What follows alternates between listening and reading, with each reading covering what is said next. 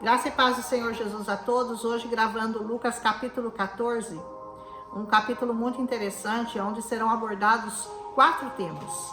O primeiro relacionado à hipocrisia, o segundo relacionado à aparência, o terceiro relacionado à honra, depois um assunto que fala de renúncia, que é muito interessante também.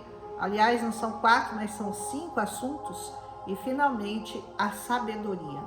O último ele vai relacionar a sabedoria que nós temos que ter. Aleluia! Primeiro, da hipocrisia, diz assim: certo sábado, entrando Jesus para comer na casa de um fariseu importante, observavam-no atentamente. Todo mundo está de olho em Jesus. Todo mundo está observando Jesus. Se você pensa que você, como crente, que carrega o nome de Jesus, ninguém está olhando para você, você está muito enganado. Você está sendo observado, porque você é um espelho do seu mestre, que você é um discípulo, que você é uma imagem daquilo que Jesus veio a essa terra fazer.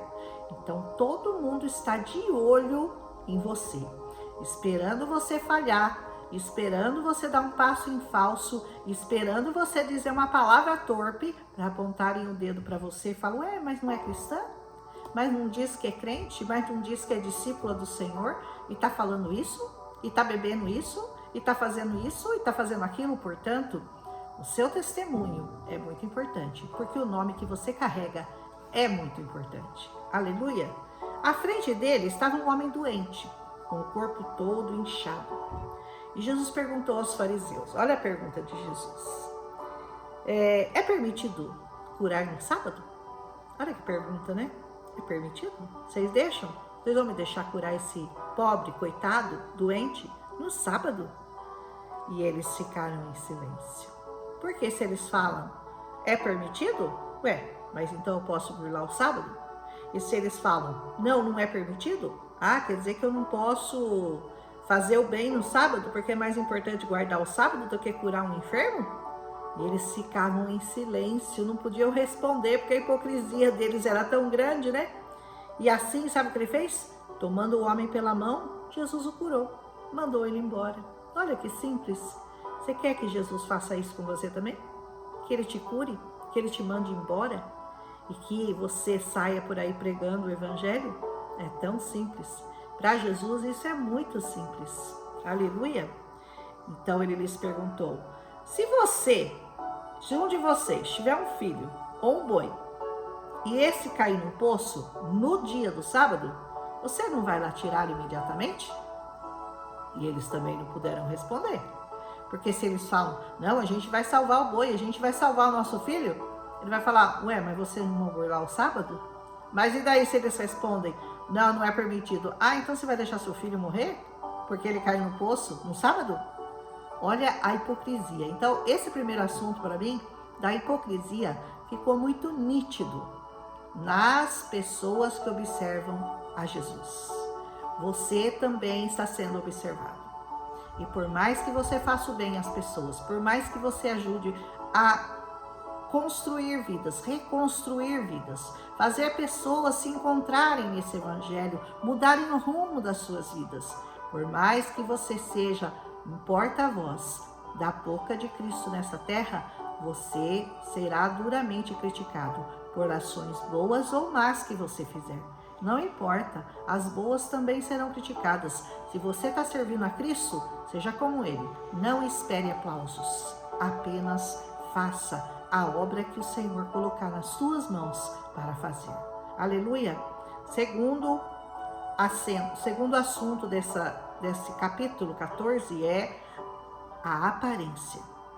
E diz assim: quando ele notou como os convidados escolhiam os lugares de honra à mesa, Jesus contou-lhes uma parábola. Quando alguém te convidar para um banquete de casamento, ele diz, não ocupe o lugar de honra, pois pode ser que você tenha sido convidado e alguém com mais honra que você também tenha sido convidado. E se assim for, aquele que te convidou virá e lhe dirá, dê o lugar para esse aqui, ó, porque esse aqui tem mais honra do que você. Então, humilhado, você precisará ocupar o lugar menos importante. Mas quando você for convidado, ocupe o lugar menos importante, de forma que, quando vier aquele que o convidou, diga-lhe: amigo, passe para o lugar mais importante. Então você será honrado na presença de todos os convidados. Ou seja, você não pode estar preocupado com a aparência de querer ser mais importante do que os outros.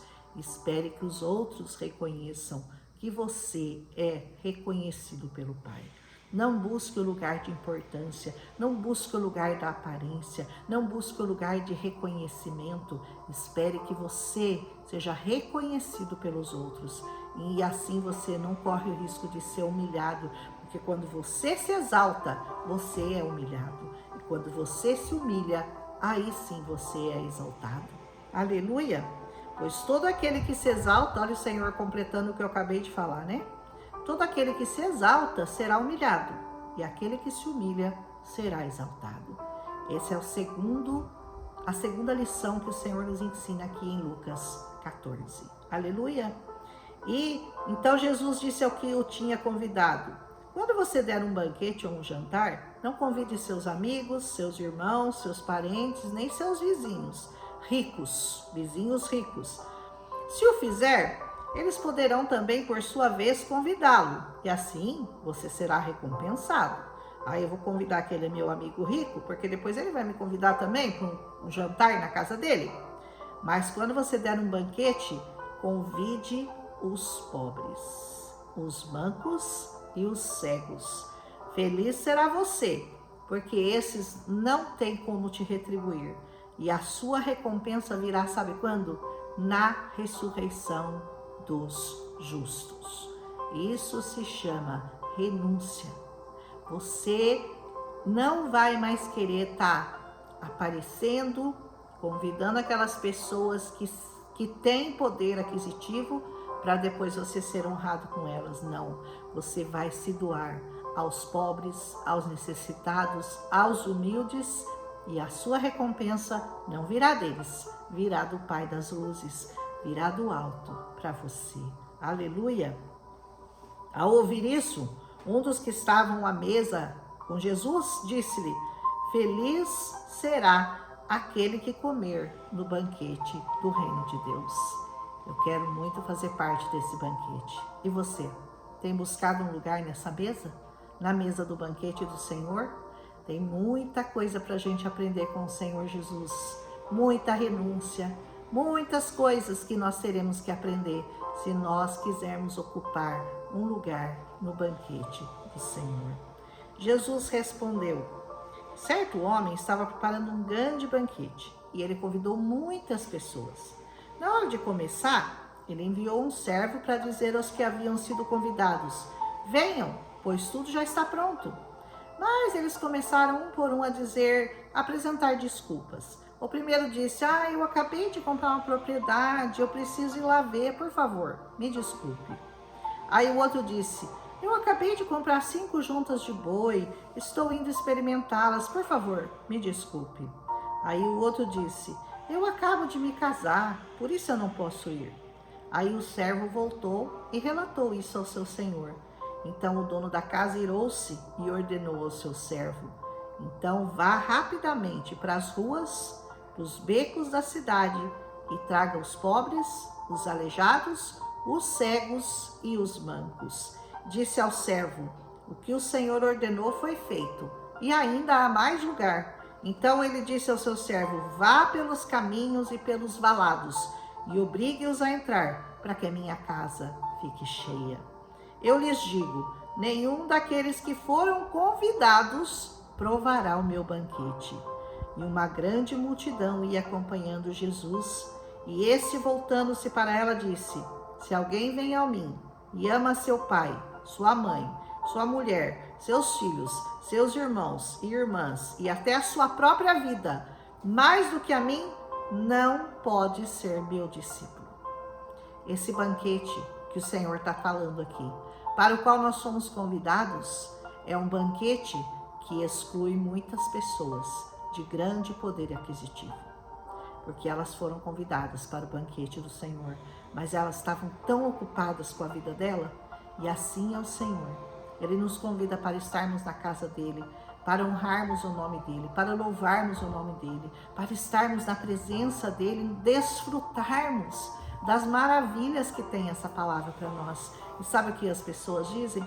Ai, olha, obrigada, eu agradeço o seu convite, mas eu tô tão ocupada essa semana. Olha, eu tenho que visitar minha tia. Olha, eu tenho que viajar para casa do meu primo. Olha, eu tenho um jantar importante para ir. Eu tenho um casamento, eu tenho um batizado, eu tenho visitas para receber. Eu não posso ir participar desse banquete com você.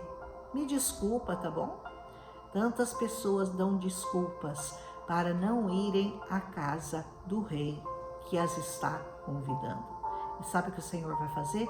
Então vai nos becos, nos valados, nos lugares onde tem pessoas humildes, pessoas pobres, pessoas doentes, pessoas aleijadas, mancas, e convide-as. E eu darei lugar a elas. E eu quero encher a minha casa dessas pessoas. Pessoas humildes, pessoas que têm tempo para o Senhor, porque elas têm uma vida de necessidade.